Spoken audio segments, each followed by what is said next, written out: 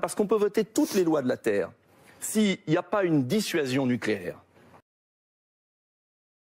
comme pour le dopage, qui dit aux sportifs, eh bien, si vous êtes pris, vous ne pourrez plus être sportif. Eh bien, si vous êtes pris, vous ne pourrez plus être candidat et donc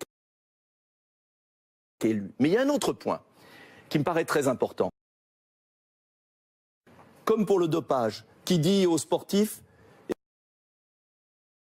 nucléaire.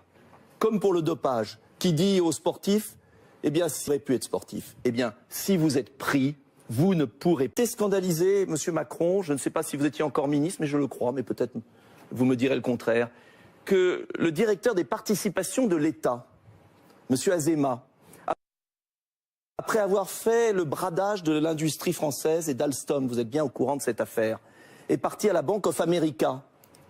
À la Bank of America, cette banque qui avait organisé ce démantèlement. Monsieur Azéma, après avoir fait le bradage de l'industrie française et d'Alstom, vous êtes bien au courant de cette affaire, est parti à la Bank of America. À la Bank of America, cette banque qui avait organisé ce démantèlement. Et il y a beaucoup de grandes entreprises qui ont été bradées à l'étranger sous votre ministère. C'est extrêmement grave.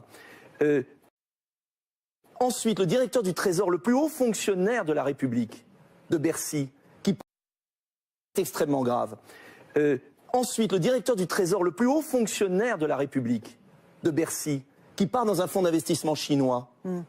Cela veut dire quoi? Cela veut dire que les plus hautes autorités de l'État et le gouvernement de la France ont accepté qu'après avoir bradé l'industrie du pays, eh bien, ils soient rétribués. Je pourrais parler aussi de M. Cron, qui était l'ancien président d'Alstom. Merci, Nicolas Dupont-Aignan. Non, attendez, excusez-moi. Vous avez 2 minutes 26.